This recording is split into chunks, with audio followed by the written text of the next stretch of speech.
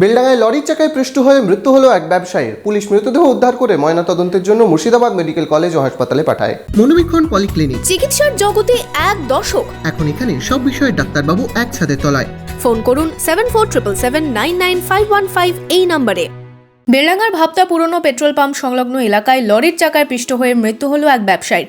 বুধবার রাতে দুর্ঘটনায় চাঞ্চল্য ছড়ায় এলাকায়। জানা গিয়েছে বেলডাঙ্গার ভাবতার নেতাজি মোড় এলাকার বাসিন্দা মইনুল হক এই দিন রাতে বেলডাঙ্গা বাজার থেকে বাইকে করে বাড়ি ফিরছিলেন। পথে ভাবতা পুরনো পেট্রোল পাম্প সংলগ্ন এলাকায় বহরমপুরের দিকে যাওয়া একটি লরির সাইডে ধাক্কা লাগে বাইকের। বাইক থেকে রাস্তায় ছিটকে পড়েন মইনুল হক। ওই লরির চাকায় পিষ্ট হন তিনি। স্থানীয়রা তাকে উদ্ধার করে বেলডাঙ্গা গ্রামীণ হাসপাতালে নিয়ে গেলে চিকিৎসকেরা মৃত বলে ঘোষণা করেন। বেলডাঙ্গা থেকে বাড়ি যাচ্ছিল, বাড়ি যাওয়ার পথে গাড়ির সঙ্গে অ্যাঙ্গারে আটকে যায়, আটকে গিয়ে চাকার তলা ঢুকে পড়ে, যে সঙ্গে সঙ্গে স্পট ডেথ হয়। ওনার নাম মইনুল হক। কি করতেন উনি?